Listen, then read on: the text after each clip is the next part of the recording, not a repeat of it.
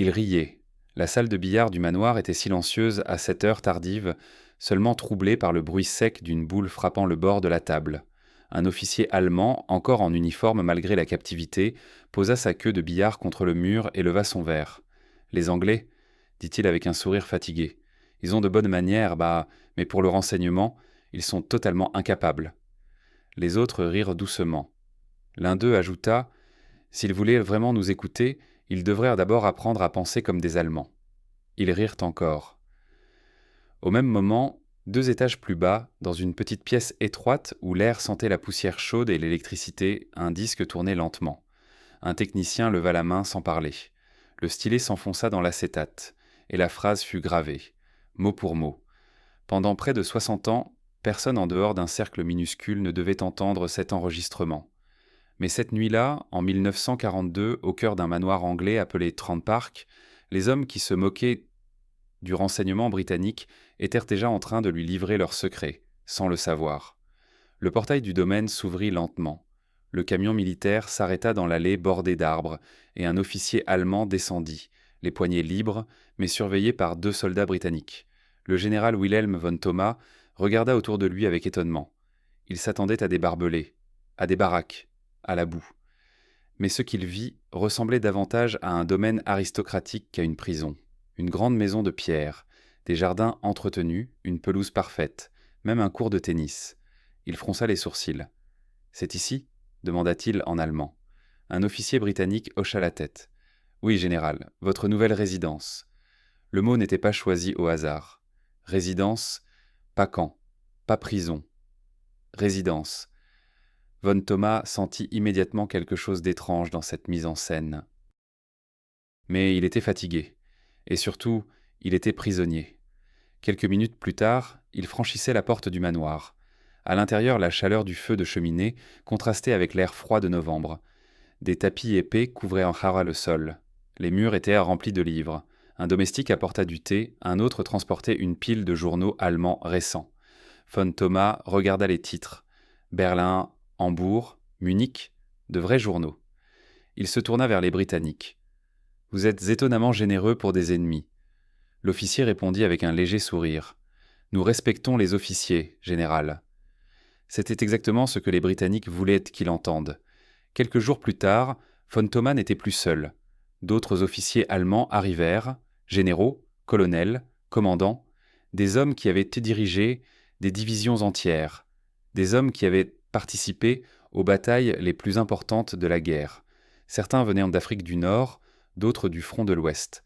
Tous furent accueillis de la même manière. Chambre confortable, repas correct, promenade dans le parc. Un soir, après le dîner, l'un d'eux déclara en riant « Si c'est ça la captivité anglaise, je commence presque à la préférer au front russe. » Un autre répondit « Les Britanniques veulent montrer qu'ils sont des gentlemen. » Un troisième haussa les épaules. « Tant mieux pour nous. » Ce qu'aucun d'eux ne savait, c'est que chaque pièce du manoir avait été transformée. Les lampes, les murs, les tables, les cheminées, même certains bancs du jardin. Tout contenait quelque chose de minuscule, quelque chose d'invisible, quelque chose qui écoutait. 2 étages plus bas, derrière une porte sans indication, se trouvait une pièce que les prisonniers ne verraient en jamais. Les techniciens l'appelaient simplement « Room M », la pièce M. Elle n'était pas grande, pas impressionnante, mais elle contenait des rangées d'appareils d'enregistrement, de câbles et de casques. Des hommes et des femmes y travaillaient jour et nuit. La plupart parlaient allemand. Certains étaient nés en Allemagne. Certains avaient fui le Reich quelques années plus tôt. Et maintenant, ils passaient leur journée à écouter les voix des officiers allemands. Un technicien ajusta son casque. Dans le haut-parleur, 2 généraux discutaient près de la cheminée. « Hitler a fait une erreur stratégique énorme en Russie », disait l'un. Le technicien leva immédiatement la main. Un sténographe se pencha sur sa machine. Chaque mot fut tapé. Chaque phrase fut archivée. Chaque détail fut analysé. Parce que ces conversations n'étaient pas seulement des opinions. Parfois, au milieu d'une phrase prononcée trop vite, un général révélait un secret militaire. Et quand cela arrivait, la guerre changeait. Au-dessus d'eux, dans la salle à manger, les officiers allemands continuaient de parler librement. L'un d'eux déclara « Les Britanniques sont naïfs. Il pense que Pat pense que les prisonniers parlent sous pression. Un autre répondit « Mais nous sommes entre nous ». Il leva son verre. « Et ici, au moins personne n'écoute ». Les autres acquiescèrent. Dans la salle M, un disque se remit à tourner. Le technicien murmura doucement « Comité à continuer », parce que les officiers allemands venaient à tout juste de commencer à parler. Et ce qu'ils allaient dire dans ce manoir allait révéler bien plus que des stratégies militaires. Cela allait exposer leurs doutes, leurs rivalités, leurs crimes, et parfois leurs véritables pensées sur la guerre qu'ils avaient aidé à déclencher. Mais ce soir-là, autour de la table éclairée par les bougies, les généraux allemands n'en avaient aucune idée. Ils pensaient être en sécurité. Ils pensaient être entre eux, et surtout, ils pensaient que les Britanniques étaient incapables de les écouter. Les officiers allemands avaient une certitude presque instinctive. Les Britanniques étaient civilisés, prévisibles, polis, mais ils n'étaient peut-être pas dangereux. Cette conviction existait depuis longtemps dans l'esprit de nombreux officiers de la Wehrmacht. Elle remontait à une époque où les guerres européennes semblaient encore obéir à certaines règles tacites. Les officiers combattaient, les prisonniers étaient traités correctement, et les gentlemen restaient des gentlemen même en temps de guerre. Dans ce cadre mental, l'Angleterre représentait un adversaire respectable, mais lent, un adversaire qui croyait aux procédures, un adversaire incapable de ruse véritable. Dans les salons de Trent Park, ces idées circulaient librement. Un soir, alors que la pluie frappait doucement les vitres du manoir, plusieurs généraux étaient assis autour d'une table basse, des verres de whisky à la main. Le général von Thoma observait les flammes dans la cheminée. « Vous savez ce qui est le plus étrange ici ?» dit-il finalement. Le général Ludwig Cruvel leva les yeux. « Quoi donc ?» Von Thoma désigna la bibliothèque derrière eux. « Les journaux. » Cruel haussa les épaules. « Ils nous laissent lire les nouvelles. » « Justement. » Von Thoma prit un journal et le secoua légèrement. « Ils veulent que nous nous sentions à l'aise. » Un autre officier intervint. « Les Britanniques pensent que le confort rend les prisonniers reconnaissants. » Von Thoma sourit. Peut-être ont-ils raison. Mais dans sa voix, il y avait encore une trace de méfiance. À Londres, plusieurs centaines de kilomètres plus au sud, un homme lisait un rapport dans un bureau faiblement éclairé. Son nom était Thomas Kendrick. Ancien officier du renseignement, il connaissait parfaitement les habitudes des officiers allemands. Il avait passé des années à étudier leur psychologie, leur discipline, leur orgueil, et surtout, leur besoin de parler entre eux. Sur son bureau se trouvait une phrase soulignée dans un rapport. « Un prisonnier interrogé ment presque toujours. Un prisonnier rassuré parle librement. » C'était le principe entier de Trent Park. Kendrick n'avait jamais voulu créer un simple camp de prisonniers. Il voulait créer un théâtre, un lieu où les officiers allemands pourraient jouer leur propre rôle, sans pression, sans interrogatoire, sans menace. Parce que les officiers allemands avaient une faiblesse très particulière. Ils aimaient impressionner leurs pairs, ils aimaient raconter leurs exploits, ils aimaient expliquer comment les batailles avaient réellement été gagnées. Et une fois qu'ils commençaient, ils oubliaient parfois ce qu'ils étaient en train de révéler. Dans les couloirs de Trent Park, les domestiques passaient silencieusement avec des plateaux. Un prisonnier pouvait demander un livre. Un autre demandait des cigarettes. Les gardes restaient discrets. Tout était organisé pour créer une atmosphère presque normale. Même les promenades dans le parc étaient autorisées. Les officiers marchaient sous les arbres, parlant à voix basse. Parfois de stratégie, parfois de politique, parfois de choses beaucoup plus personnelles. Ce qu'ils ignoraient, c'est que certains bancs du parc contenaient des microphones minuscules. Le vent dans les feuilles couvrait parfaitement les petits bruits techniques. En dessous, dans la salle M, les écouteurs captaient chaque mot. Un jeune opérateur ajusta son casque. Dans son carnet, il écrivit rapidement « Conversation, jardin, 14h17 ». 2 officiers discutaient. Le premier disait « L'Africa Corps aurait pu prendre Alexandrie si les Italiens n'avaient pas été si désorganisés ». Le second répondit « Rommel était trop audacieux, mais c'est aussi pour cela qu'il a réussi au début ». Le sténographe continuait de taper, chaque mot, chaque pause, chaque nom. Car parfois, au milieu de ces conversations militaires, apparaissèrent des détails extrêmement précis. Des nombres, des positions, des distances. Des informations qui semblaient insignifiantes aux prisonniers, mais qui pouvaient devenir vitales pour les analystes britanniques. Au-dessus d'Auchy, Dans la salle de billard, les généraux continuaient de chément de jouer. Le général Cruel venait de réussir un coup particulièrement élégant. Il posa sa queue de billard avec satisfaction. « Vous savez ce qui est amusant ?» dit-il. « Quoi ?» demanda un colonel. Cruel se pencha légèrement. « Les Britanniques pensent sans doute que nous allons nous trahir en parlant trop. » Les officiers éclatèrent de rire. Von Thomas leva son verre. « Impossible. » Il fit un geste circulaire vers la pièce. « Nous sommes tous des officiers ici. » Puis il ajouta calmement « Proletarsimos pré. » Et les officiers savant se taire. Dans la salle M, quelqu'un arrêta brièvement son écriture. Un autre opérateur murmura « Baraka, continuez ». Le disque tournait toujours, parce que depuis quelques jours déjà, les conversations devenaient plus intéressantes. Certains officiers commençaient à évoquer des détails techniques. D'autres parlaient de décisions prises à Berlin et parfois, très rarement, quelqu'un mentionnait quelque chose que Londres attendait depuis longtemps. Une arme, une base, un projet. Pour l'instant, ces fragments semblaient isolés. Mais les analystes savaient que tôt ou tard, quelqu'un finirait par parler trop longtemps. Et ce jour-là, le manoir de Trampark deviendrait l'une des armes les plus silencieuses de la guerre. Au-dessus, les officiers allemands continuaient de rire. Pour eux, la guerre semblait encore lointaine. Ils avaient un toit, du whisky, des conversations entre camarades, et surtout, ils étaient convaincus d'une chose. Les Britanniques étaient trop naïfs pour comprendre comment fonctionnait l'esprit d'un officier allemand. Ils avaient tort, et bientôt une simple conversation dans ce manoir allait déclencher une réaction en chaîne qui atteindrait Londres, les services de renseignement et même le bureau de Winston Churchill. Mais pour l'instant, les généraux continuaient simplement de parler. La transformation de Trampark avait commencé bien avant l'arrivée des premiers généraux allemands. Des mois plus tôt, le manoir ressemblait encore à ce qu'il avait toujours été. Une grande demeure de campagne anglaise entourée d'arbres anciens et de pelouses parfaitement entretenues.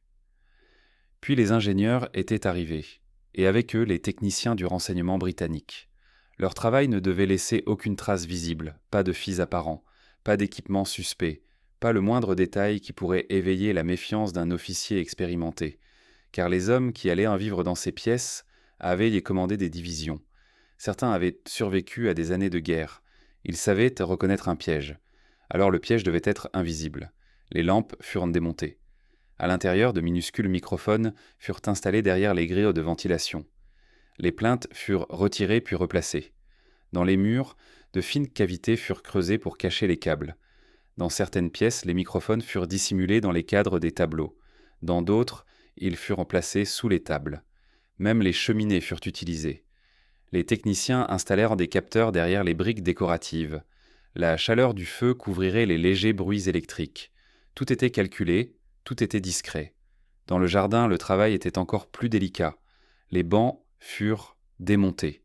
Certains pieds en métal furent remplacés. À l'intérieur, un espace minuscule permettait de cacher un microphone protégé de l'humidité. Les fils passés sous la terre, traversèrent le parc et rejoignirent le manoir. Là, ils disparaissèrent derrière les murs. Un ingénieur observa un plan du domaine. Il traça une ligne au crayon. Si 2 officiers marchent ici, il indiqua un chemin bordé d'arbres. Nous devons pouvoir les entendre clairement. Un autre ingénieur acquiesça. Le vent couvrira le reste. Pendant ce temps, une autre équipe préparait la mise en scène, car la technologie ne suffisait pas. Il fallait créer une illusion sociale parfaite. Les Britanniques savaient que les officiers allemands étaient sensibles au statut, à la hiérarchie, aux signes de respect, alors Trampark devait ressembler à la résidence d'un aristocrate. Un homme fut choisi pour jouer ce rôle. Un Écossais à l'allure impeccable. Ancien officier, voix calme, manière parfaite. Il se présenterait simplement comme le propriétaire du domaine. Un gentleman anglais qui acceptait la présence temporaire d'officiers prisonniers. Le message était subtil. Vous n'êtes pas dans une prison. Vous êtes dans la maison d'un gentleman. La bibliothèque fut soigneusement remplie. Des livres allemands, des classiques, Goethe, Schiller, des ouvrages d'histoire militaire, même quelques romans populaires. Les journaux furent sélectionnés avec soin. Certains venèrent d'Allemagne, d'autres de pays neutres. Tout cela devait donner l'impression que les prisonniers veulent rester connectés au monde extérieur. Un domestique posa un journal sur une table. Un officier allemand le ramassa. Il parcourut les pages. Puis il hocha la tête. Au moins, ils ne nous traitent pas comme des criminels. Le premier soir après le dîner, plusieurs officiers se retrouvèrent dans le salon. Le feu crépitait doucement. Les fauteuils étaient hantés confortables. Les verres de whisky circulaient. Le général von Thoma observait la pièce. Il semblait encore légèrement méfiant. Mais l'atmosphère détendue agissait lentement. Les conversations commencèrent. D'abord prudentes, puis plus libres. Dans la salle M, 2 étages plus bas, les écouteurs étaient déjà en place. Un opérateur murmura « Salon principal ». Le technicien activa un interrupteur. Un disque commença à tourner. Les premières voix apparurent dans les casques, faibles au début, puis plus claires. Un officier disait « La bataille d'Angleterre aurait pu se terminer autrement si la Luftwaffe avait changé de stratégie plus tôt. » Un autre répondit « Göring n'a jamais compris l'importance des radars britanniques. » Le sténographe leva la tête. Radar. C'était intéressant. Il tapa plus vite. Au-dessus, les officiers allemands parlaient au Vezaran toujours. Ils évoquaient les fronts, les batailles, les erreurs du commandement.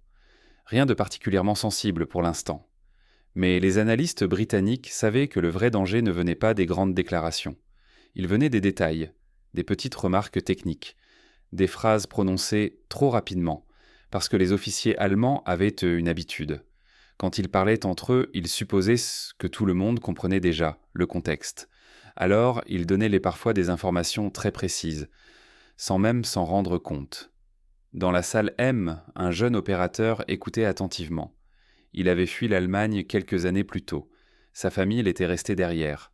Il reconnaissait immédiatement certains accents, certains noms, certaines expressions. Parfois, entendre ces voix lui donnait l'impression étrange d'être revenu dans son ancien monde. Mais maintenant, il travaillait pour l'ennemi de ce monde. Il continua d'écouter. Au-dessus, les généraux allemands discutaient toujours. Le général Cruel s'étira dans son fauteuil. Finalement, dit-il, les Britanniques sont des adversaires honorables. Von Thoma hocha la tête. Oui. Puis il ajouta avec un sourire léger, mais ils ne comprennent toujours rien aux renseignements. Les officiers fuirent. Dans la salle M, quelqu'un murmura doucement « enfin, continuez ». Le disque tournait encore, parce que ce manoir confortable n'était pas seulement une prison. C'était une scène, et les officiers allemands venaient tout juste de commencer leur propre spectacle, sans savoir que chaque mot était enregistré. Sans savoir que quelque part à Londres, des analystes attendirent déjà la première vraie erreur. 2 étages sous les tapis épais, sous les rires, sous les verres de whisky qui s'entrechoquaient doucement dans les salons de Trent Park, existait un autre monde. Un monde sans fenêtres, sans feu de cheminée, sans lumière naturelle. On l'appelait simplement « Room M », la pièce M. La porte était étroite et ne portait aucune indication. Un couloir discret y menait depuis un escalier secondaire que les prisonniers ne voyaient en pied jamais. À l'intérieur, l'air était chaud et chargé d'odeurs d'équipements électriques. Des rangées de machines occupant les murs, des câbles, des enregistreurs, des tables couvertes de carnets et de feuilles de transcription. Et surtout, une série de disques d'acétate posés à côté des appareils d'enregistrement. Chaque disque pouvait capturer environ 7 minutes de conversation. Pas plus. Cela signifiait que les opérateurs devaient être rapides. Très rapides. Un technicien regarda sa montre. 21h12, au-dessus d'eux, le dîner venait de se terminer. C'était généralement le moment où les conversations devenaient les plus intéressantes. Les officiers allemands se détendaient, ils fumaient, ils buvaient, et surtout, ils parlaient librement entre eux. Le technicien posa son casque sur ses oreilles. Une voix apparut dans le haut-parleur, faible au début, puis plus nette. La situation en Afrique aurait été différente si les renforts étaient arrivés 2 mois plus tôt. Le technicien leva immédiatement la main. Conversation active, salon sud. Un autre opérateur lança le disque. Le stylet se posa. Le disque se mit à tourner. À côté de lui, une sténographe commença à taper. Ses doigts bougeaient rapidement. Chaque phrase, chaque pause, chaque nom. Tout était enregistré, parce que les enregistrements seuls ne suffisaient pas. Les conversations devaient être transcrites immédiatement. Ensuite, les transcriptions étaient envoyées à une équipe d'analystes. Ces analystes lisaient les documents. Ils soulignaient les noms, les unités, les lieux, les armes. Puis ils rédigeaient des rapports. Ces rapports montaient ensuite vers les interrogateurs, et parfois, beaucoup plus haut. Dans un coin de la pièce, un homme plus âgé lisait une transcription terminée. Il portait des lunettes rondes, ancien professeur de langue à Berlin. Il avait quitté l'Allemagne en 1938. Maintenant, il travaillait ici, à écouter les conversations d'officiers allemands. Parfois, il reconnaissait certains accents, certains dialectes. Il pouvait deviner immédiatement d'où venait un officier. Prusse orientale, Bavière, Saxe. Cela aidait parfois à identifier les voix. Dans le salon, au-dessus, la conversation continuait. Le général von Thomas était installé près de la cheminée. Cruel était assis en face de lui. Entre eux, une table basse, des verres, un cendrier plein. Von Thomas disait « Le vrai problème de la guerre, ce n'est pas l'armée britannique. » Cruel leva un sourcil. « Ah non ?» Von Thomas haussa légèrement les épaules. « Le vrai problème, ce sont les distances. » Il fit un geste large avec sa main. Trop de fronts, trop de matériel à déplacer. Un colonel intervint. Et trop d'ennemis. Les officiers rirent doucement. Dans Room M, l'opérateur ajusta son casque. La conversation était claire, très claire. Il murmura « Continuez l'enregistrement ». Le disque tournait toujours. Soudain, une autre conversation apparut sur un second canal. Un technicien fit signe. « Salle de billard ». Un deuxième disque fut lancé. Dans le casque, une voix disait « Les Britanniques pensent que leurs convois sont bien protégés ». Un autre officier répondit « Pourtant, les U-bootés savent exactement où frapper ». Le sténographe leva les yeux. U-boot. Cela pouvait être important. Il continua de taper. Les opérateurs travaillaient souvent pendant des heures, sans pause. Les conversations arrivaient de toutes les pièces. Salon, salle à manger, chambre. Jardin, parfois même dans les couloirs. Tout dépendait de l'endroit où les officiers décidèrent de parler. Mais l'écoute n'était pas toujours facile. Parfois les voix se mélangeaient, parfois un rire couvrait une phrase, parfois un officier parlait trop vite. Dans ces moments-là, les opérateurs devaient mieux se concentrer encore plus, parce qu'une seule phrase pouvait contenir quelque chose d'important, quelque chose que Londres attendait. Vers 22h30, la conversation dans le salon devint plus calme. Les officiers fumaient, la fatigue commençait à se sentir. C'est souvent dans ces moments-là que les langues se délient vraiment. Cruel regarda le feu, puis il dit « Vous savez ce qui m'étonne le plus chez les Britanniques ?» Von Thomas leva les yeux. « Quoi ?» Cruel répondit calmement « Leur confiance. » Il prit une gorgée de whisky. « Ils pensent que nous allons garder nos secrets simplement parce que nous sommes prisonniers. » Von Thomas sourit. « Ils ne comprennent pas l'esprit d'un officier allemand. » Il tapota légèrement la table.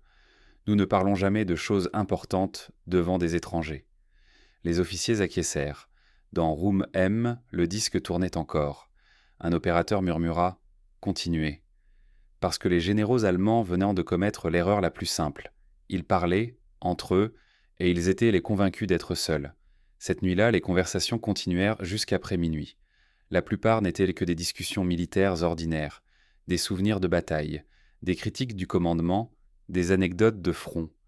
Mais au milieu de ces conversations, il y avait parfois autre chose, un détail technique, une base mentionnée trop vite, un nom prononcé sans réfléchir.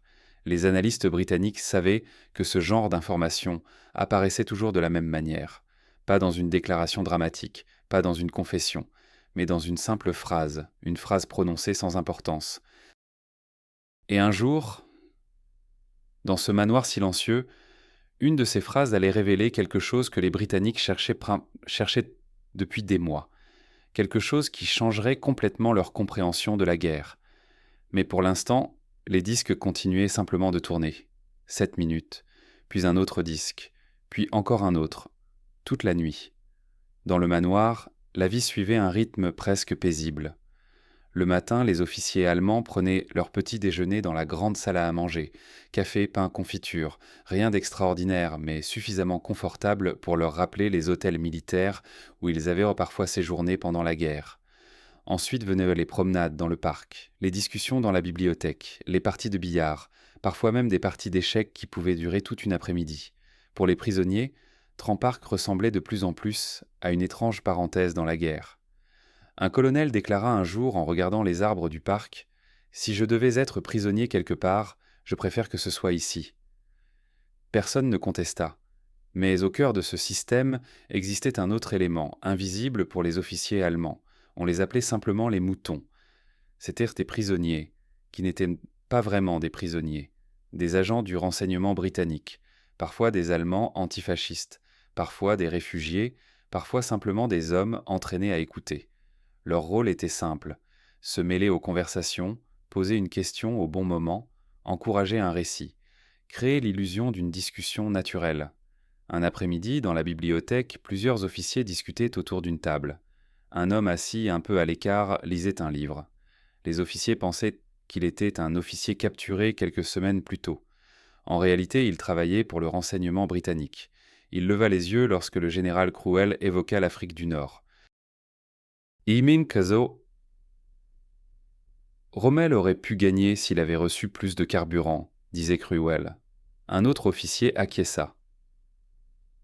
Oui, mais la logistique était impossible, les convois étaient constamment attaqués. L'homme avec le livre intervint calmement. Les Britanniques ont eu de la chance avec leurs convois. Cruel haussa les épaules. Chance ? Il eut un sourire. Pas vraiment. Les U-bootés savent de très bien comment intercepter les routes maritimes. L'agent tourna lentement une page. Pourtant, les Britanniques continuent d'envoyer leurs navires. Cruel répondit presque instinctivement parce qu'ils ne comprennent pas comment fonctionnent nos torpilles. Dans Room M, plusieurs têtes se levèrent. L'opérateur ajusta son casque. Bibliothèque, conversation active. Le disque fut lancé immédiatement. La voix de Cruel continua. Les nouvelles torpilles magnétiques. Il s'arrêta un instant. Puis il reprit. Elles explosèrent sous la coque. Les Britanniques ne s'y attendent pas. Le sténographe tapa plus vite. Torpille, magnétique, sous la coque. Chaque mot comptait. Au-dessus, dans la bibliothèque, la conversation continuait comme si de rien n'était. Un officier demanda « Les ingénieurs ont-ils résolu les problèmes techniques ?» Cruel répondit « Pas complètement. Parfois elles explosent de trop tôt. » Il fit un geste vague. Mais quand elles fonctionnent, un seul impact suffit.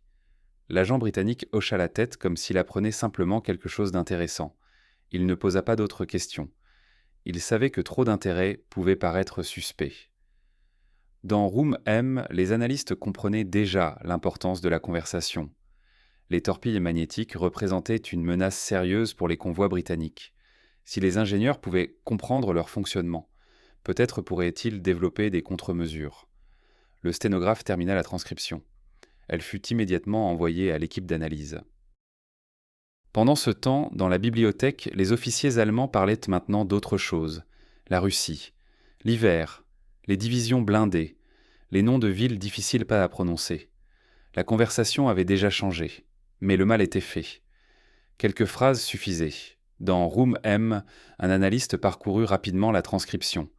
Il prit un crayon, souligna plusieurs passages, puis il écrivit en haut de la page « Priorité marine ». Le document serait envoyé le soir même à Londres.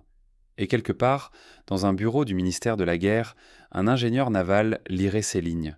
Peut-être comprendrait-il enfin pourquoi certains navires explosaient soudainement sans impact visible. Ce genre de moment arrivait de plus en plus souvent. Pas chaque jour, mais suffisamment pour que les analystes commencent à comprendre quelque chose d'essentiel. Les officiers allemands ne gardèrent pas vraiment leurs secrets, ils les dispersaient simplement dans leurs conversations, et Trempark était devenu l'endroit idéal pour les collecter. Un soir, tard, un opérateur retira son casque. Il s'étira. « Il parle vraiment beaucoup, » dit-il. Un collègue répondit avec un sourire fatigué. « Oui. » Il regarda les disques empilés sur la table, et il pense des tons toujours que personne ne les écoute. Au-dessus d'eux, dans la salle de billard, les généraux allemands riaient encore. Ils étaient convaincus d'une chose, les Britanniques étaient des gentlemen, et les gentlemen ne faisaient pas ce genre de choses. Ils avaient tort, et bientôt, une conversation dans ce même manoir révélerait quelque chose d'encore plus important que les torpilles, quelque chose que les services britanniques cherchaient désespérément depuis des mois, un projet secret, une arme nouvelle, une arme capable de frapper une ville entière depuis le ciel. Mais pour l'instant, les généraux continuaient simplement de parler. Les conversations sur les torpilles n'étaient que le début. Pendant les semaines suivantes, les opérateurs de Room M commencèrent à remarquer un changement subtil dans la nature des discussions à Trempark. Au début, les généraux parlaient surtout de batailles passées, de stratégie, d'erreurs du commandement. Mais à mesure que la confiance grandissait entre les prisonniers, les conversations devenaient plus techniques, plus précises, et parfois dangereusement détaillé. Un matin froid de février, la neige recouvrait encore le parc du manoir. Les officiers marchaient lentement sur l'allée principale, leurs manteaux serrés autour d'eux. Le général von Thoma discutait avec deux colonels. Le vent rendait leurs voix plus difficiles à entendre, mais les microphones cachés dans les bancs du parc captaient encore les phrases principales. Dans Room M, un opérateur se pencha vers son micro. Conversation Jardin Nord. Le disque se mit à tourner. Von Thoma parlait d'une voix calme. La guerre navale était devenue un jeu de patience, disait-il. Un colonel demanda « Les Britanniques ont amélioré leurs escortes ?» Von Thoma haussa légèrement les épaules. « Pas assez. » Il s'arrêta pour allumer une cigarette. Puis il ajouta presque distraitement « Les U-boots n'attaquent plus seulement la nuit. » Dans Room M, plusieurs têtes se levèrent. Le colonel demanda « Comment font-ils pour éviter les destroyers ?» Von Thoma répondit « Les nouvelles tactiques sont différentes. » Il fit un geste avec la main. Les commandants attendent maintenant les convois dans certaines zones précises. Le colonel fronça les sourcils. Lesquels ? Von Thoma répondit Les routes entre l'Islande et l'Écosse sont particulièrement intéressantes. Dans Room M, l'opérateur murmura Notez cela. Les analystes savaient déjà que les convois de l'Atlantique étaient menacés. Mais les informations précises sur les tactiques des U-boots étaient rares. Très rares. Et maintenant, un général allemand expliquait tranquillement comment ces attaques fonctionnaient, sans interrogatoire, sans pression, juste en parlant avec un autre officier. Dans le parc, les hommes continuaient de marcher. Le colonel demanda « Les Britanniques ne détectent pas les sous-marins ?» Von Thoma sourit légèrement. « Pas toujours. » Il souffla la fumée de sa cigarette. « Les commandants utilisent parfois les zones mortes des radars. » Il regarda les arbres couverts de neige. « Les Britanniques ont de bons équipements, mais ils ne savent pas toujours comment les utiliser. » Dans Room M, la sténographe tapait à toute vitesse. Radar, zone morte, route de convoi. Chaque mot était précieux. Un analyste relut rapidement la transcription. Il savait déjà que ces informations devraient être envoyées immédiatement au commandement naval britannique. Plus tard dans la journée, une autre conversation apparut sur les écouteurs, cette fois dans la salle de billard. Le général Cruel parlait avec un officier plus jeune. « Les Britanniques croient que leurs convois sont sûrs lorsqu'ils naviguent en groupe, » disait-il. L'officier répondit « Pourtant les U-boots attaquent toujours en meute. » Cruel acquiesça. « Exactement. » Il fit glisser une boule sur la table. Les sous-marins signalent la position du convoi, puis les autres arrivent. Dans Room M, un opérateur chuchota « Tactique de la meute ». Ces fragments d'informations, collectés au fil des jours, commencèrent à former un tableau plus clair pour les analystes britanniques. La guerre de l'Atlantique n'était plus un mystère complet. Les Britanniques comprenaient peu à peu comment les sous-marins allemands coordonnaient leurs attaques. Et chaque nouvelle transcription ajoutait une pièce au puzzle. Le soir même, plusieurs documents quittèrent Trempark dans une valise sécurisée. Ils furent envoyés à Londres, au ministère de la Guerre, à l'amirauté. Là, des officiers passèrent la nuit à lire les rapports. Un ingénieur naval posa finalement les pages sur son bureau. Si ces informations sont correctes, il regarda la carte de l'Atlantique sur le mur. Nous pouvons modifier les routes des convois. Un autre officier acquiesça. Et peut-être perturber les attaques des U-boots. Pendant ce temps, à Trempark, les généraux allemands terminaient leur dîner. Le feu crépitait dans la cheminée, les verres circulaient, les conversations continuaient. Le général von Thoma regarda les flammes. Les Britanniques finiront par comprendre certaines choses, dit-il. Cruel haussa les épaules. Peut-être. Puis il ajouta avec un sourire tranquille, mais ils auront toujours un retard sur nous. Les officiers rirent doucement. 2 étages plus bas, les disques continuèrent de tourner, parce que chaque phrase prononcée dans ce manoir voyageait désormais bien plus loin que les généraux ne l'imaginaient, vers Londres, vers les analystes, vers les commandants navals, et parfois vers les hommes qui dirigeaient toute la guerre. Mais ce que les Britanniques allaient entendre bientôt dépasserait largement les tactiques des sous-marins, car quelque part dans ces conversations, un officier allait bientôt mentionner un projet encore plus secret, un projet que peu de gens en Allemagne connaissaient, une arme nouvelle, une arme qui pouvait monter très haut dans le ciel, avant de retomber sur une ville entière. Pendant plusieurs semaines, les conversations enregistrées à Trempark avaient surtout concerné la guerre navale, les convois, les sous-marins, les erreurs du commandement allemand. Mais au printemps 1943, quelque chose commença à changer. Les opérateurs de Room M remarquèrent l'apparition d'un mot qui revenait parfois dans les conversations. Un mot prononcé rapidement, presque toujours au milieu d'une phrase. Fusée. Au début, cela ne sembla pas particulièrement important. Les Allemands travaillaient sur de nombreuses armes expérimentales. Certaines contenaient n'étaient que des projets théoriques, d'autres n'avaient jamais dépassé le stade des essais. Mais un soir, tard, une conversation attira l'attention des opérateurs. La pièce au-dessus était la bibliothèque. Deux officiers parlaient près de la fenêtre. Le général von Thoma n'était pas là cette fois. C'était un autre officier, plus jeune, qui racontait quelque chose avec enthousiasme. Dans Room M, l'opérateur murmura « Bibliothèque, conversation active ». Le disque se mit à tourner. La voix disait « Les ingénieurs de Peenemünde travaillent sur quelque chose d'extraordinaire ». Dans la salle d'écoute, un analyste releva immédiatement la tête. Peenemünde. Le nom était déjà apparu dans plusieurs rapports de renseignement. Mais personne ne savait exactement ce qui s'y passait. L'autre officier demanda « Les fusées ?» Le premier répondit « Oui ». Il sembla hésiter un instant, puis il ajouta « Elles montent très haut, bien plus haut que les avions ». Dans Room M, le sténographe s'arrêta un instant, puis il recommença à taper plus vite. Dans la bibliothèque, la conversation continuait. Les ingénieurs disent que ces fusées pourraient atteindre une autre ville, depuis des centaines de kilomètres. L'autre officier eut un petit rire incrédule. « Impossible !» Le premier secoua la tête. « C'est pourtant ce qu'ils prétendent. » Il regarda autour de lui comme pour vérifier que personne ne les écoutait. Puis il ajouta « Les essais ont déjà commencé près de la Baltique. » Dans Room M, plusieurs opérateurs se regardèrent. Baltique, Peenemünde, fusée, ce n'était plus une conversation ordinaire. Un analyste prit la transcription dès qu'elle fut terminée. Il la relut attentivement, puis il écrivit en haut de la page « Possible programme d'armes nouvelles ». Le document fut immédiatement transmis à Londres. Au ministère de la Guerre, la conversation fit rapidement le tour des bureaux. Les Britanniques avaient déjà entendu des rumeurs sur un projet allemand de fusée. Mais jusqu'ici, rien n'avait confirmé l'existence réelle d'un programme avancé. Maintenant, un officier allemand venait de mentionner un site précis, Peenemünde. Un endroit sur la côte de la mer Baltique. Un analyste étudia une carte. Il posa son doigt sur la région. Si ces fusées existent vraiment, il leva les yeux vers ses collègues. Londres pourrait être une cible. Personne ne répondit immédiatement. La pièce resta silencieuse pendant quelques secondes. À Trempark, la vie continuait comme toujours. Les officiers allemands prenaient tôt leur petit déjeuner. Ils lisèrent les journaux, ils jouaient au billard. Pour eux, la conversation dans la bibliothèque n'avait aucune importance. Une simple discussion technique entre officiers. Une spéculation ? Peut-être même une exagération.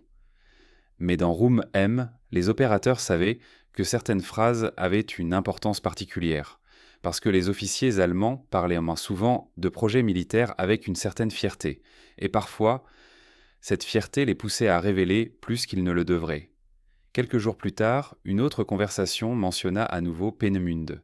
Cette fois, c'était dans le salon principal. Un officier disait « Les ingénieurs ont enfin résolu le problème de stabilité des fusées ». Un autre répondit « Elles peuvent atteindre la haute atmosphère maintenant ». Dans Room M, l'opérateur murmura « Même sujet ». Le disque se remit à tourner. Les analystes commencèrent alors à comprendre que ces conversations n'étaient pas isolées. Plusieurs officiers connaissaient le projet, pas tous, mais suffisamment pour confirmer que quelque chose d'important se passait sur la côte baltique. Quelques semaines plus tard, les informations collectées à Trempark arrivèrent sur le bureau de Winston Churchill. Le Premier ministre parcourut les rapports en silence, puis il posa la feuille sur son bureau. « Si ces fusées existent vraiment, dit-il lentement, nous devons les arrêter avant qu'elles ne soient prêtes. » Un conseiller demanda « Bombarder le site ?» Churchill regarda la carte de la Baltique. « Oui. » Il tapota la table avec son doigt. « Mais d'abord, nous devons être certains. » À Trempark, les officiers allemands continuaient de parler. Dans la bibliothèque, dans le jardin, dans les chambres. Ils pensaient toujours être entre eux. Ils pensaient toujours que les Britanniques ne comprenaient rien à leur manière de penser. Mais leur conversation venait de révéler l'existence d'un programme secret. Un programme capable de changer la guerre. Et bientôt, les Britanniques allaient tester une idée simple. Une petite manipulation. Un simple article de journal laissé au bon endroit. pour voir comment les généraux allemands réagiraient, et pour confirmer définitivement ce qu'ils soupçonnaient déjà. À Londres, les analystes ne pouvaient pas se contenter de suppositions. Les conversations enregistrées à Trampark étaient intrigantes. Peenemünde, fusée, essai près de la Baltique, mais le renseignement britannique avait appris une leçon importante pendant la guerre. Une information isolée pouvait être trompeuse. Il fallait confirmer. Toujours confirmer. Alors quelqu'un eut une idée simple, presque élégante.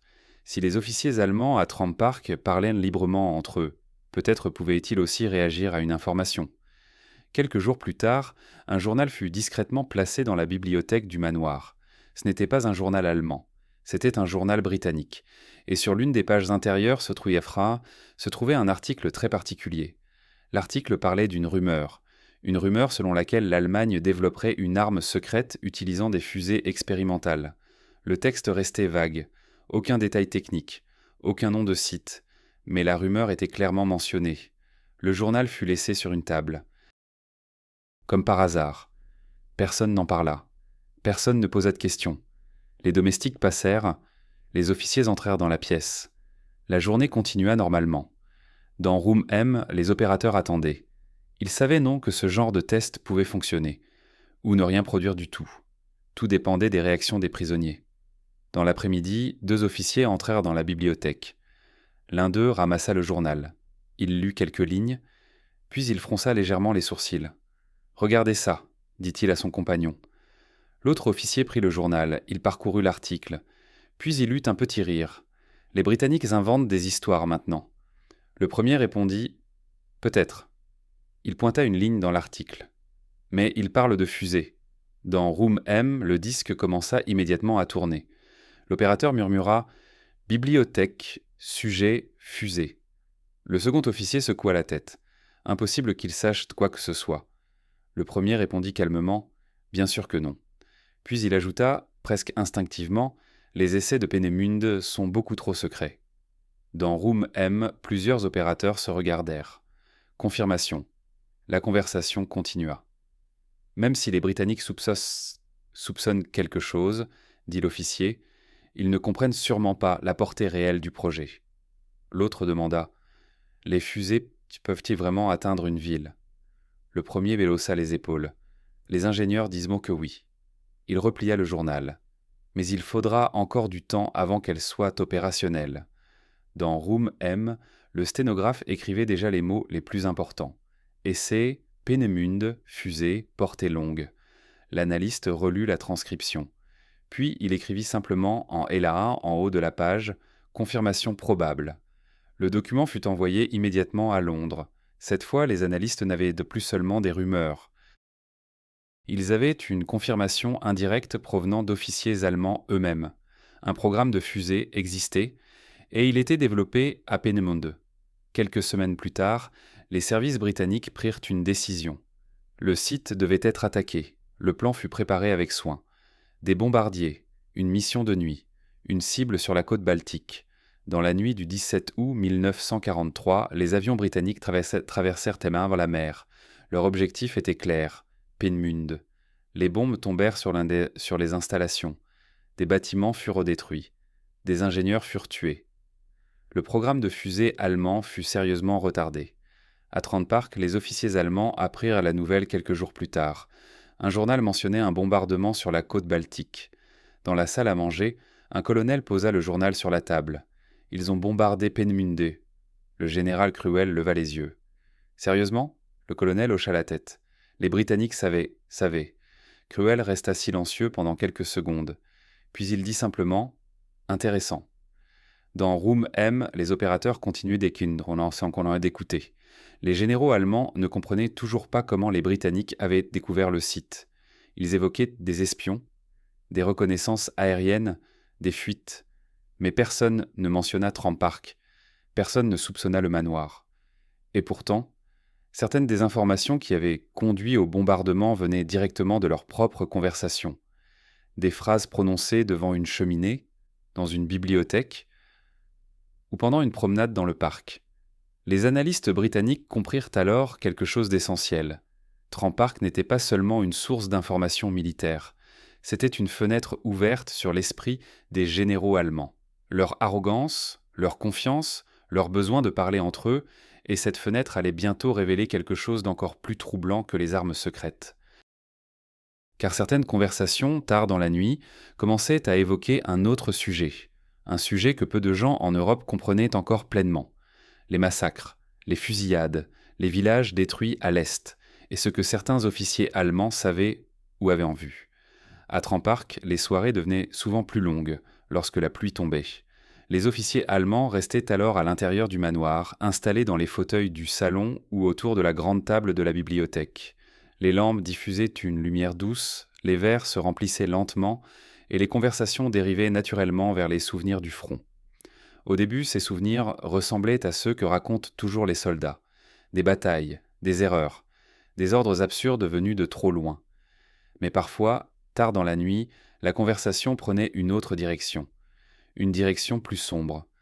Ce soir-là, 3 officiers étaient assis près de la cheminée. Les flammes éclairaient leurs visages fatigués. Un colonel parlait d'une voix basse. « Le front de l'Est n'est pas une guerre normale, » disait-il. Un autre officier répondit. « Rien à l'Est n'est normal. » Ils restèrent silencieux un moment. Puis le colonel ajouta. « Vous avez vu ce que les SS faisaient derrière les lignes ? Dans Room M, les opérateurs cessèrent presque de respirer. Le disque tourna. Le sténographe se pencha sur sa machine. Chaque mot devait être capturé. Chaque phrase. Dans le salon, l'un des officiers soupira. « Oui, dit-il. J'ai vu. » Le colonel continua. « Des villages entiers. » Il s'arrêta. Puis il reprit. Il rassemblait les gens, les hommes, les femmes, parfois même les enfants. Le 3e officier ne dit rien. Il regardait simplement les flammes dans la cheminée. Dans Room M, l'atmosphère changea immédiatement. Les conversations militaires étaient une chose. Les discussions sur les massacres en étaient une autre. Un opérateur murmura doucement « Continuez l'enregistrement ». Le colonel parla encore. Les officiers de la Wehrmacht faisaient des semblants de ne rien voir. L'un des autres officiers répondit « Certains n'avaient pas le choix. »« Peut-être, » dit le colonel. Puis il ajouta plus doucement « Mais beaucoup savaient. » Dans Room M, la sténographe ralentit légèrement. Les phrases devenaient plus lourdes, plus difficiles à écrire. Dans le salon, l'un des officiers prit une longue gorgée de whisky. « Ce genre de choses ne peut pas rester secret éternellement, » dit-il. Le colonel haussa les épaules. « Peut-être. » Puis il murmura « Mais après la guerre, beaucoup de gens prétendront qu'ils n'ont rien su. » Dans Room M, personne ne parlait, les opérateurs continuèrent d'écouter. Parce que ces conversations révélaient quelque chose d'extrêmement important. Pas des plans militaires, pas des armes, mais la vérité sur ce que certains officiers allemands avaient vu à l'Est. Un analyste prit la transcription lorsque la conversation se termina. Il la lut lentement, puis il posa les feuilles sur la table. Il savait que ces documents étaient différents. Ces mots ne serviraient pas seulement à comprendre la guerre, ils serviraient peut-être un jour à comprendre les crimes de la guerre. Au-dessus, dans le salon, les officiers changèrent de sujet. La conversation revint vers des choses plus familières, les batailles, les généraux, les erreurs stratégiques, comme si rien d'important n'avait été dit. Mais dans Room M, les opérateurs savaient que cette conversation comptait, parce que ces hommes parlaient librement, sans tribunal, sans interrogatoire, sans pression, et c'est précisément pour cela que leurs paroles avaient une valeur particulière. Elles étaient honnêtes, ou du moins beaucoup plus honnêtes que tout ce qu'ils diraient plus tard devant un juge. Quelques jours plus tard, une autre conversation évoqua des fusillades de masse en Ukraine. Un officier décrivit comment des unités spéciales arrivaient derrière les lignes. Un autre expliqua que l'armée régulière préférait ne pas poser de questions. Dans Room M, les transcriptions s'empilaient. Chaque conversation révélait un peu plus la réalité du front de l'Est. Les analystes britanniques comprirent alors quelque chose d'inattendu. Trampark n'était pas seulement une source de renseignements militaires, c'était aussi une archive vivante. Une archive des pensées privées des généraux allemands, de leurs doutes, de leurs rivalités, et parfois de leur silence. Au-dessus, les officiers allemands continuaient leur vie dans le manoir. Ils marchèrent dans le parc, ils lisaient les journaux, ils discutaient de la guerre comme s'ils étaient encore au quartier général. Mais leurs conversations révélaient peu à peu une vérité que l'histoire officielle ne montrerait peut-être jamais complètement. Ce que certains officiers savaient réellement, ce qu'ils avaient vu et ce qu'ils avaient choisi d'ignorer. Dans Room M, les disques continuèrent de tourner. Un opérateur regarda les piles d'enregistrements accumulées depuis des mois. Un jour, dit-il doucement, quelqu'un écoutera tout cela. Un collègue répondit « Peut-être ». Puis il ajouta « Mais pas avant longtemps ».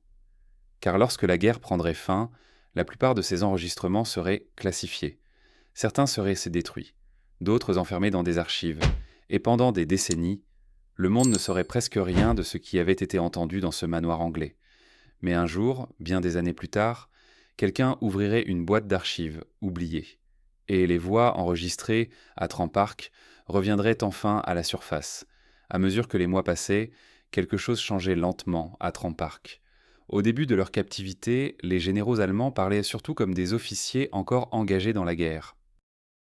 Ils discutaient de stratégie, de batailles possibles, d'armées encore en mouvement.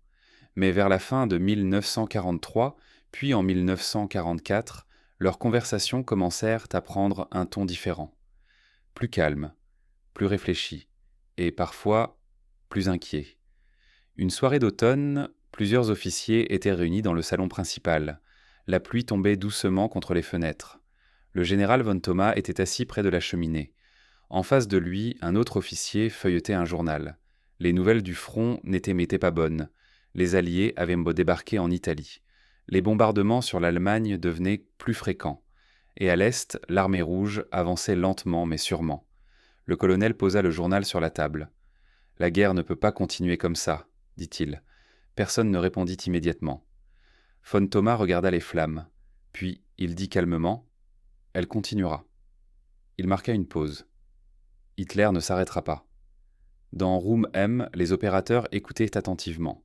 Ces conversations politiques étaient souvent révélatrices, parce que les généraux allemands parlaient entre eux avec une franchise qu'ils n'auraient jamais utilisée devant leurs supérieurs. Dans le salon, un officier soupira. « Nous aurions dû arrêter cette guerre plus tôt. » Un autre répondit « Quand ?» Le premier haussa les épaules. « Après la France. » Von Thoma leva les yeux. « Peut-être. » Puis il ajouta « Mais personne n'aurait osé le dire à Hitler. » Dans Room M, la sténographe continua de taper. Ces phrases semblaient bien et simples, mais elles révélaient quelque chose d'important. Les fissures au sommet de l'armée allemande, les doutes, les regrets. Un officier plus jeune intervint. Certains ont essayé. Il regarda autour de la pièce. « Vous avez entendu parler des complots contre Hitler ?» Von Thoma hocha lentement la tête. « Oui. » Il prit une gorgée de whisky. « Mais ils ont échoué. » La conversation continua. Les officiers parlaient maintenant des décisions du haut commandement, des rivalités entre généraux, des erreurs stratégiques et surtout de l'influence grandissante d'Hitler dans les décisions militaires. Dans Room M, un analyste souligna plusieurs passages. Les discussions révélaient souvent les tensions internes de la Wehrmacht. Certains officiers admiraient encore Hitler, d'autres le considéraient désormais comme un obstacle, mais tous semblaient en comprendre une chose. La guerre devenait impossible à gagner. Plus tard dans la soirée, la conversation prit un ton encore plus personnel. Le colonel regarda von Thoma. « Pensez-vous que l'Allemagne survivra à cette guerre ?» Le général resta silencieux pendant quelques secondes. Puis il répondit doucement « L'Allemagne survivra. » Il fixa les flammes. « Mais elle ne sera plus la même. » Dans Room M, personne ne parlait. Les opérateurs continuaient d'écouter. Parce que ces phrases étaient différentes des informations militaires habituelles. Elles montraient l'état d'esprit des officiers allemands, leur vision de l'avenir, leur compréhension progressive de la défaite. Au-dessus, les officiers changèrent encore de sujet. Ils évoquèrent leur famille, leur ville, les bombardements alliés. L'un d'eux dit « Hambourg est presque détruite ». Un autre répondit « Beaucoup de villes le seront bientôt ». Le silence retomba dans la pièce. Dans Room M, l'opérateur retira son casque un instant. Il regarda les piles de transcriptions accumulées depuis plus d'un an. Des milliers de pages, des centaines d'heures de conversation. Certaines avaient aidé à comprendre les tactiques militaires allemandes. D'autres avaient été révélées des armes secrètes. Et certaines révélaient simplement ce que ces hommes pensaient réellement de la guerre. Au-dessus, les généraux allemands continuaient de parler. Ils ne savaient toujours pas que leurs paroles étaient enregistrées. Ils ne savèrent pas que leurs conversations seraient peut-être étudiées un jour par des historiens. Ils pensaient simplement discuter entre camarades. Mais la guerre approchait maintenant de sa fin. Et bientôt, les officiers allemands quitteraient Trampark. Certains retourneraient en Allemagne, d'autres seraient interrogés ailleurs, et le manoir redeviendrait silencieux. Les microphones seraient démontés, les machines arrêtées, les disques archivés, et pendant des décennies, presque personne ne saurait ce qui s'était vraiment passé dans cette maison anglaise, un lieu où les généraux allemands avaient parlé librement, et où le renseignement britannique avait écouté chaque mot. Mais l'histoire de Trampark n'était pas encore terminée, parce que 60 ans plus tard, dans une salle d'archives poussiéreuse, quelqu'un allait ouvrir une boîte oubliée et découvrir les voix enregistrées dans ce manoir pendant la guerre. Au début de 1945, l'atmosphère à Trampark changea de nouveau. Pendant presque 2 ans, le manoir avait été un endroit étrange où la guerre semblait lointaine. Les généraux allemands parlaient de bataille, de stratégie, d'armes secrètes, parfois même de politique. Ils lisaient les journaux, marchaient dans le parc, jouaient au billard. Mais maintenant, les nouvelles qui arrivèrent d'Europe étaient impossibles à ignorer. Les Alliés avançaient à l'ouest. L'armée rouge avançait à l'est. Les villes allemandes brûlaient sous les bombardements. Et pour la première fois, certains officiers commencèrent à parler ouvertement d'une chose que peu d'entre eux avaient osé prononcer jusque-là, la défaite. Un matin gris de mars, plusieurs officiers étaient assis dans la bibliothèque. Un journal britannique était ouvert sur la table. La manchette parlait des combats en Allemagne. Le colonel qui lisait le journal leva les yeux. « Les Américains ont traversé le Rhin », dit-il. Personne ne répondit immédiatement. Le général von Thoma ferma lentement son livre. « Alors la guerre en Europe est presque terminée, dit-il simplement. Dans Room M, les opérateurs continuaient d'écouter, même maintenant, même à la fin, car les conversations restaient importantes. Dans la bibliothèque, un officier demanda « Que se passera-t-il après ?» Un autre répondit avec amertume « Les procès ». Le silence tomba sur la pièce. Von Thoma resta calme. « Peut-être, » dit-il. Puis il ajouta « Mais les Alliés auront besoin de l'Allemagne après la guerre. » Les discussions de ce genre devenaient de plus en plus fréquentes. Les officiers parlaient maintenant de l'avenir, de leur famille, des villes détruites, de ce qui arriverait à leur pays. Certains espéraient encore une sorte de négociation. D'autres comprenaient déjà que la guerre était perdue. Dans Room M, les transcriptions continuaient de s'accumuler. Mais les analystes savaient que la mission de Trampark touchait à sa fin. La guerre allait bientôt se terminer, et le manoir n'aurait plus le même rôle. Quelques semaines plus tard, les premiers ordres arrivèrent. Certains prisonniers de haut rang devaient être transférés. D'autres seraient interrogés ailleurs. Le système de microphone resterait en place jusqu'au dernier moment. Mais les opérations commenceraient bientôt à s'arrêter. Un soir, tard, l'un des opérateurs descendit dans la salle d'enregistrement presque vide. Les machines tournaient encore, mais moins souvent. Les conversations étaient devenues plus courtes, plus calmes, plus résignées. Il regarda les étagères où des dizaines de disques d'acétate étaient soigneusement rangés. Chaque disque contenait 7 minutes de voix. 7 minutes de conversation capturées dans ce manoir. Des centaines d'heures au total. Un autre opérateur entra dans la pièce. Il regarda les piles d'enregistrement. « Tout cela sera classifié, » dit-il. Son collègue hocha la tête. « Secret officiel. » Puis il ajouta « Peut-être pendant des décennies. » Car le gouvernement britannique savait que ces enregistrements étaient sensibles, très sensibles. Ils contenaient des informations militaires, mais aussi des conversations personnelles, des déclarations sur les crimes de guerre, des opinions politiques. Les rendre publics immédiatement aurait créé des complications diplomatiques. Alors la décision fut simple. Les archives seraient fermées. Après la fin de la guerre, la plupart des disques d'enregistrement furent détruits. Les machines furent démontées. Les microphones retirés des murs. Les câbles coupés. Le manoir retrouva lentement son apparence normale, comme si rien ne s'y était passé. Mais toutes les traces ne disparurent pas. Certaines choses furent conservées.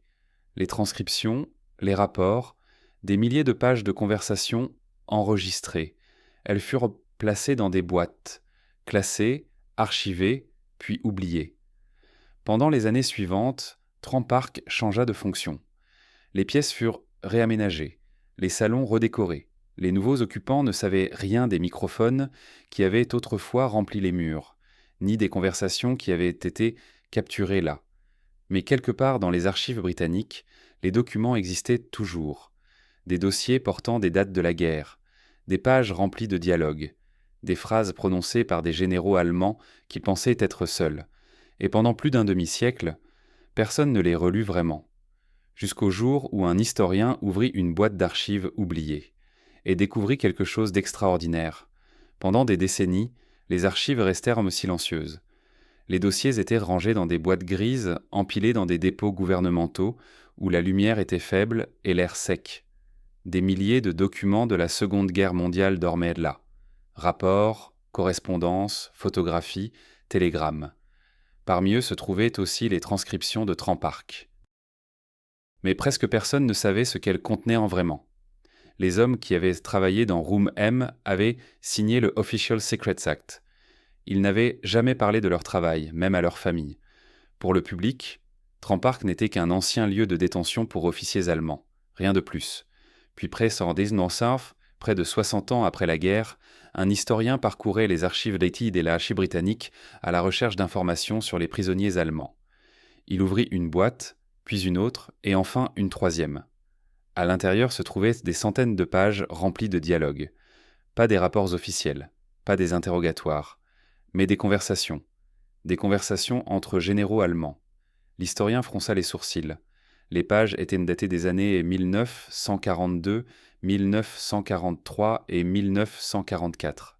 Chaque document indiquait le lieu, Trempark, et chaque page contenait des phrases notées presque mot pour mot. Il commença à lire. Les nouvelles torpilles magnétiques explosent sous la coque.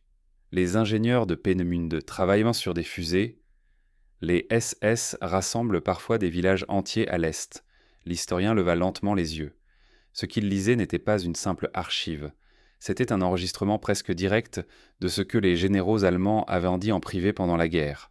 Plus il lisait, plus l'importance des documents devenait évidente. Ces conversations n'étaient pas filtrées. Les officiers ne savaient pas qu'ils étaient écoutés. Ils ne cherchaient pas à se défendre. Ils ne parlaient pas devant un tribunal. Ils parlaient simplement entre eux, et c'est précisément pour cela que ces documents étaient uniques. Les historiens avaient longtemps étudié les mémoires des généraux allemands écrites après la guerre. Mais ces livres avaient souvent été rédigés avec prudence, avec des excuses, avec des omissions. À Trempark, rien de tout cela n'existait. Les conversations étaient brutes, spontanées, parfois arrogantes, parfois inquiètes, parfois profondément révélatrices. Les archives montraient comment les généraux parlaient des batailles, comment ils critiquaient Hitler, comment ils décrivaient les armes secrètes, et parfois, comment ils évoquaient les crimes commis à l'Est. Peu à peu, l'histoire de Trempark commença à émerger. Les historiens comprirent que le manoir avait été bien plus qu'un simple camp de prisonniers. C'était l'une des opérations de renseignement les plus discrètes de la guerre.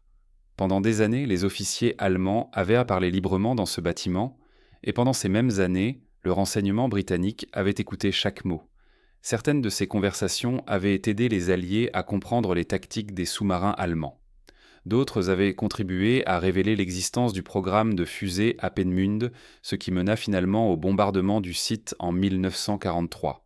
Et certaines conversations avaient documenté ce que certains officiers allemands savaient des massacres commis sur le front de l'Est.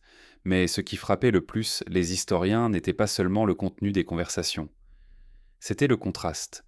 Dans les salons confortables d'un manoir anglais, les généraux allemands parlaient avec assurance. Ils se moquaient parfois du renseignement britannique. Ils répétaient souvent que les Anglais ne comprenaient pas l'esprit d'un officier allemand. Et pourtant, 2 étages plus bas, dans une petite pièce sans fenêtre, les disques tournaient.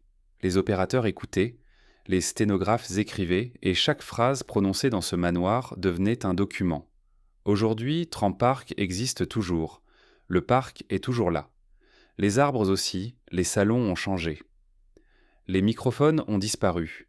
Et les visiteurs qui marchent dans le jardin ignorent presque toujours ce qui s'est passé dans ces murs. Mais pendant quelques années, au cœur de la Seconde Guerre mondiale, ce manoir fut le théâtre d'une opération silencieuse. Un endroit où les généraux allemands parlaient librement. Un endroit où le renseignement britannique écoutait patiemment. Et un endroit où certaines des vérités les plus importantes de la guerre furent révélées, simplement parce que des hommes pensaient être seuls.